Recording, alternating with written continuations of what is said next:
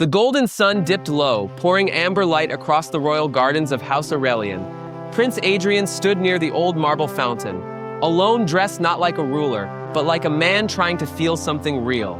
He was the only son of the late Queen Lysandra, a mother remembered more for kindness than crown. Adrian reached down and touched a blooming rose beside the path.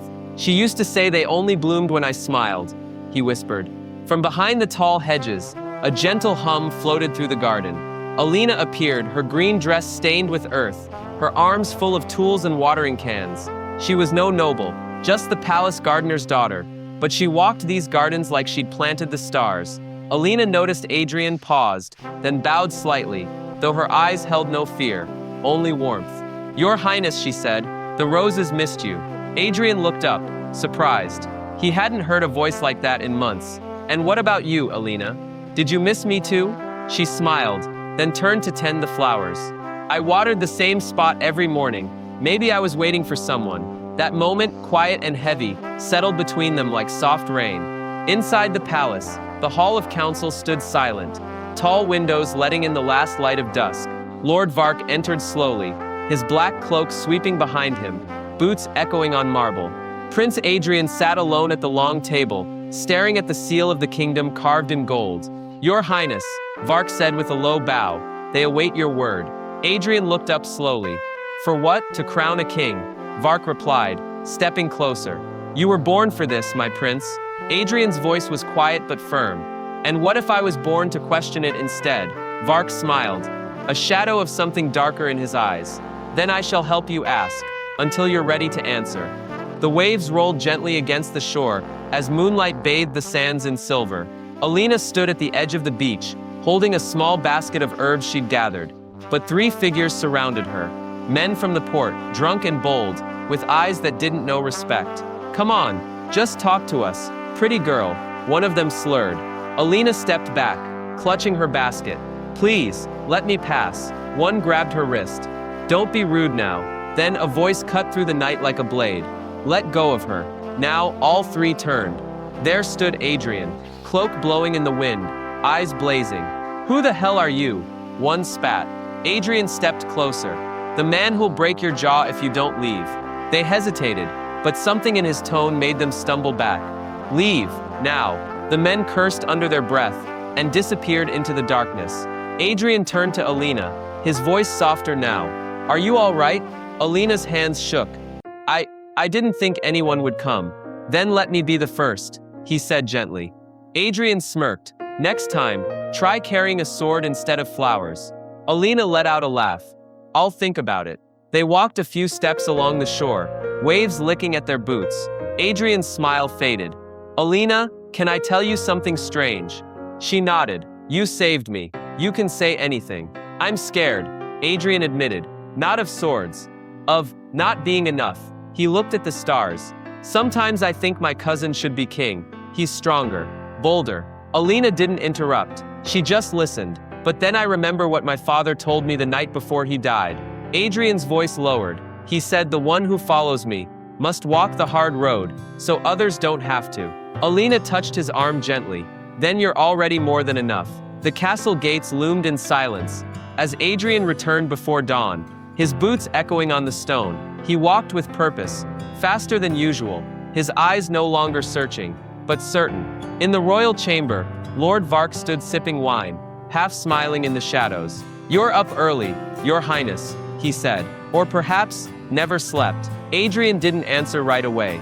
He stepped into the room fully, shoulders straight. "Last night," Adrian said, "I saw what it means to have power, and what it means to misuse it." Vark raised a brow. "Oh, enlighten me." Adrian stepped closer. "You want me to wear the crown, so you can pull the strings behind it. I want peace for the kingdom." Vark replied, calmly, "And a crown needs a head strong enough to hold it." Adrian's voice dropped, but it was sharp. "Then stop trying to weigh it down with your chains." Vark's smile faded. "Careful, Your Highness. You're stepping out of line." Adrian turned his back and walked to the window. "No, Lord Vark. For the first time, I'm stepping in." The corridor outside the throne room was dark, lit only by torches flickering on stone walls. Lord Vark walked swiftly, his cloak dragging like a shadow. Waiting near a column was Cassian, the cousin of Prince Adrian. Cassian straightened up as Vark approached. You called me here in secret. Why? Vark's smile was thin. Because I don't whisper in rooms where ghosts still listen. He leaned closer.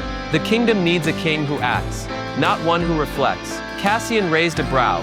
You're speaking of Adrian. He hesitates. He questions. The throne needs certainty. Vark's voice lowered. Tomorrow the council will meet.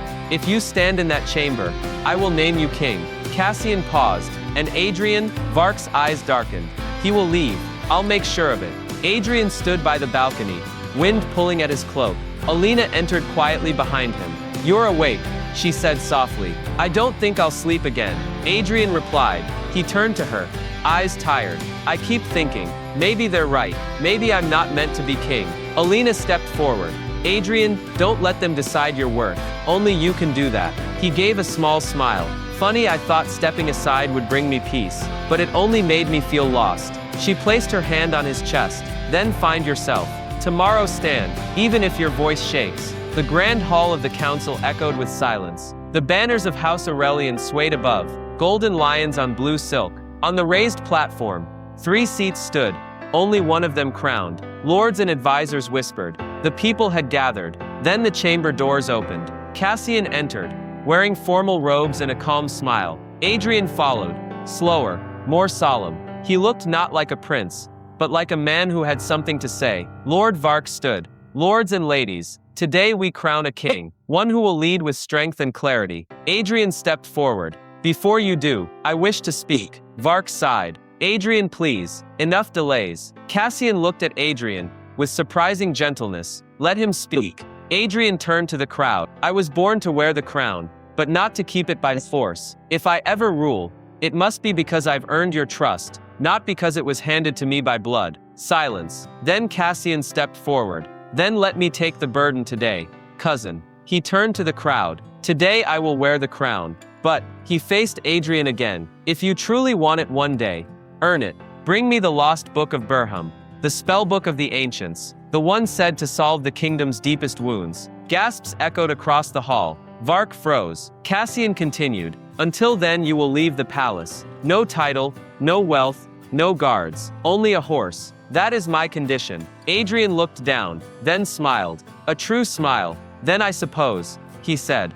My journey begins today. Dawn broke like a promise. Over the eastern mountains, mist clung to the earth like a fading dream. At the outer gates of the palace, Adrian stood alone, a dark cloak around his shoulders, a leather satchel at his side. Next to him, a tall black horse stomped softly, as if sensing the gravity of what was to come. The gates creaked open. No crowd, no ceremony, just cold wind and silence. Alina appeared behind him, breathless, carrying a small wrapped cloth. You weren't going to say goodbye, she asked. Adrian smiled sadly. I didn't think you'd want to watch me ride away. She handed him the cloth. Bread, dried apples, not much of a royal send-off. Adrian tied it to the saddle. It's perfect. They looked at each other. The silence said what words couldn't. Alina finally spoke. Come back, not as a prince, as Adrian. He mounted the horse, then paused. Then I'll find who Adrian really is. And with that he rode into the mist, toward the wilds, toward fate. By mid-morning, Adrian reached the edge of a strange forest, where the trees shimmered in shifting colors, red to gold to blue, as if confused about the season. A chill ran through him. Something about the place felt aware. Suddenly a burst of blue smoke appeared in front of him. Poof. And a voice followed. Stop right there, royal bones. A woman emerged, cloak full of stitched stars, mismatched boots, and a crooked wooden staff, topped with a bell. Her grin was impossible not to notice. I'm Narella, witch of the turning trees, master of riddles, soup and sarcasm. Adrian blinked. I was just passing through. Ha, and I'm just a mushroom in disguise. Listen, Blondie, before you go any further, I have 3 questions. Adrian crossed his arms. And if I answer, Narella's staff sparkled. Then I might just follow you. Because I'm also hunting the Book of Berham, and I don't trust idiots. The 3 questions. What breaks but never falls? And falls but never breaks? Adrian blinked. Dawn and night. Narella snapped her fingers. Correct. Not bad, royal brain. If you have me, you want to share me. But if you share me, I disappear. What am I? Adrian smirked. A secret. Narella tapped her nose. Look at you. Clever and tragic. And finally, do you prefer pie or cake? Adrian hesitated. Pie? Narella grinned wide. Good, I can't stand cake people. She twirled her staff, the bell jingling. All right, you pass. Let's go find a magical book and possibly not die. The trees were no longer colorful. The farther they walked, the drier the leaves became, the more lifeless the branches, and the colder the air grew. The wind curled softly through the branches, but it felt like a whisper from the past. And then out of the mist, the bridge appeared, a bridge of black stone, suspended over a bottomless mist-covered chasm. Ancient symbols were carved into the railings, glowing faintly blue in the dim light. Narella stopped and said, I was hoping this bridge had crumbled by now. Adrian said, It's just a bridge. Narella frowned, her voice suddenly serious. It's not just a bridge, it's a trial. This bridge asks questions. If you answer correctly, the way opens. If you answer wrong, she pointed to a nearby tree. Its roots were clutching something.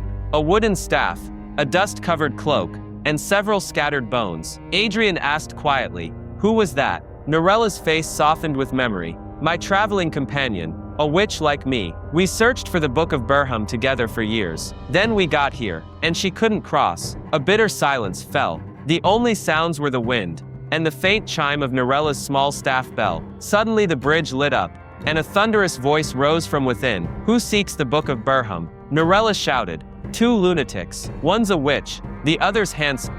Until he starts talking. Adrian winced. That voice. It's echoing in my head. Then the bridge asked its first question. What grows stronger the more you take from it? Adrian hesitated, but Narella stepped forward and answered firmly. A hole. The answer is a hole. The bridge's glow dimmed slightly, but remained closed. Narella said quietly, I've heard that question before. I made it this far, but beyond this point, never. She turned to Adrian, her gaze heavy. If you want to cross this bridge, you must answer 3 questions. Alone. No help from me. No hints. If you fail, your soul belongs to the bridge, like hers. She gestured toward the bones. Adrian asked, And if I answer correctly? Narella, this time without a grin, replied softly and seriously. Then I will follow you, all the way to the end, but only if you're worthy. The bridge's voice thundered again. Are you ready? The second question is coming. I am always ahead of you, but you can never see me. What am I? Adrian pressed his lips together. His heartbeat quickened. He stared into the mist and whispered, The future. The answer is the future. The bridge's light flickered, then softened. The voice rose again. Third and final question. If you break me, I vanish. But I can never be touched. What am I? This time Adrian closed his eyes. Narella's voice echoed in his mind. No guides. He took a deep breath and said, Silence. The mist parted. The stones beneath them lit up. The bridge trembled slightly, then glowed with a soft light. A gentle voice said, You are worthy, and then fell silent. Adrian reached the final stone. He had passed all 3 questions. Behind him, the bridge dimmed and went still. Narella stepped onto the other side, her footsteps light, but something in the air shifted, like the forest itself was holding its breath. Adrian turned to her. We did it. But Narella didn't smile. Her staff floated from her hand, rising into the air. Her cloak unraveled. Light began to swirl around her. Her voice changed, richer, older, echoing through the trees. Narella was only a name I borrowed, a mask. I am Queen Erissa, guardian of the Book of Berham, and prisoner of the bridge. Adrian stepped back. You lied. No, she said gently. I waited. For centuries. The bridge bound me in a curse. To find one soul. Clever, brave, kind. Only then would it release both the book and me. A soft glow formed at the center of a nearby stone pedestal. A book floated slowly upward, leather-bound, ancient, glowing with golden runes. Erissa turned to him. It is yours now. Take it. Save your kingdom. Adrian took it slowly, hands trembling. What happens to you now? She smiled, truly smiled this time. Now, I am free. I can finally find him again. Your true love? Adrian asked. Erissa nodded. The bridge promised. Bring me the one who is worthy, and I may return, not to power, but to love. With a soft swirl of light, her body turned to gold dust and drifted into the sky. Adrian stood there, the book in his hands, the stars above, and a quiet promise in his heart. He whispered, I will return, not just with power, but with understanding. The gates of the capital were no longer open with pride, but guarded by soldiers in black, faces cold, eyes empty. Adrian, cloaked and hooded, rode in unnoticed. The golden book was tied tightly beneath his saddle, but what he saw shattered him. Children silent, markets empty, eyes watching from windows with fear. He dismounted and approached a small square. A stage had been built, guards surrounded it. On it, Alina, standing pale, her hands bound in silk. Cassian stood before her, dressed in silver, a crown upon his head. "You will marry me," he said, "and the people will know peace through unity." Alina spat at the ground. "You know nothing of peace." Cassian raised a hand to strike. "Touch her," said a voice from the crowd, "and I swear it'll be the last thing you do as king." All eyes turned. Adrian stepped forward, his cloak falling from his shoulders. Gasps, whispers, "He's back." Lord Vark stepped beside Cassian, his eyes narrowing. "Impossible, you were lost, broken." Adrian unslung the book, holding it high. "I walked through storms, lies, and death. I bring the truth now, and I'm done hiding." Cassian's voice trembled. "You have no army." Adrian's voice was thunder. "But I have something you never did, loyalty. And they remember me." The crowd stirred. Soldiers lowered their spears. One by one, Adrian stepped onto the platform, cutting Alina's bonds. "You are not a symbol. You're a soul, and no crown decides your fate." Alina looked at him, tears, fire and love in her eyes. The square was silent as Adrian stood atop the marble steps of the palace. The golden book rested on a velvet cushion before him. The people had gathered, not in fear, but in hope. Guards dragged forward. Cassian and Lord Vark, no longer crowned, no longer feared. Adrian spoke, his voice clear as steel. These two men, who wore silk and spoke of peace, ruled through fear and lies. He turned to them. "Cassian, my blood, Vark, my betrayer, you are hereby sentenced, by the will of the people, to life in the dark cells beneath this very palace. Your voices will no longer poison the air of this city." The crowd erupted, not with rage, but with cheers. A new era had begun. Then Adrian raised a hand, silencing the cheers. He turned to Alina, who stood among the people. He walked down the steps, not as a prince, but as a man. He took her hand, Adrian kneeling slightly. "I crossed mountains, storms, riddles, and even my own doubt, and all roads brought me back to you. Alina, you are not a crown. You are my company. Will you walk beside me, not behind me, into whatever comes next?" Alina's eyes filled with tears. She nodded, laughing through them. "Yes, yes, Adrian, always." As the crowd cheered again, Adrian turned. The crown was brought forth, not as a symbol of control, but of duty. He bowed his head. The archpriest placed the crown upon his brow, and thus the prince, who once questioned him,